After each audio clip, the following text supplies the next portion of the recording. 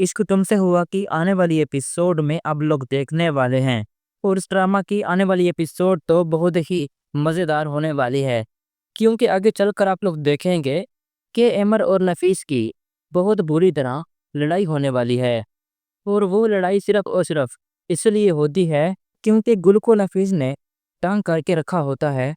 وہ اسے بار بار پریشان کر رہا ہوتا ہے، لیکن عمر کو اس بارے میں کچھ علم نہیں ہوتا، کچھ پتہ نہیں ہوتا، اور گل پہلے تو نفیس کو ٹاستی رہتی ہے، لیکن جب نفیس اپنی حرکتوں سے باز نہیں آ رہا ہوتا وہ حد سے بڑھنے لگتا ہے اور بہت ہی زیادہ گل کو تنگ کرنے لگتا ہے۔ تو پھر تب گل کے ذہن میں خیال آتا ہے کہ اب اسے نفیس کے بارے میں عمر کو بتا دینا چاہیے، اس سے پہلے کہ کہیں معاملہ خراب نہ ہو جائے، عمر کو اس سب کا پتہ نہ چل جائے۔ اور گل یہ بات اچھی طرح سے جانتی ہوتی ہے کہ اگر اس نے عمر کو یہ سب نہیں بتایا، اس سب کا اندازہ نہیں ہونے دیا، اور عمر کو خود سے ہی پتہ چل گیا، تو وہ تو گل کو ایک لمحے کے لیے بھی برداشت نہیں کرے گا، کیونکہ اسے تو یہی لگے گا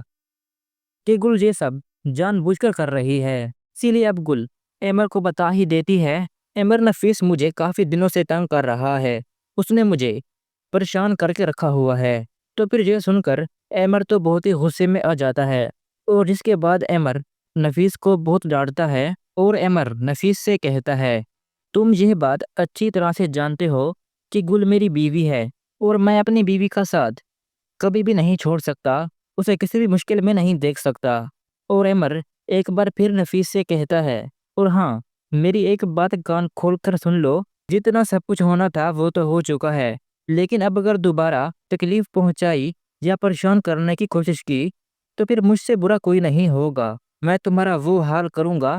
کہ تم کسی کو بھی منہ دکھانے کے لائق نہیں رہو گے۔ اسی لیے میں تو تم سے یہی کہوں گا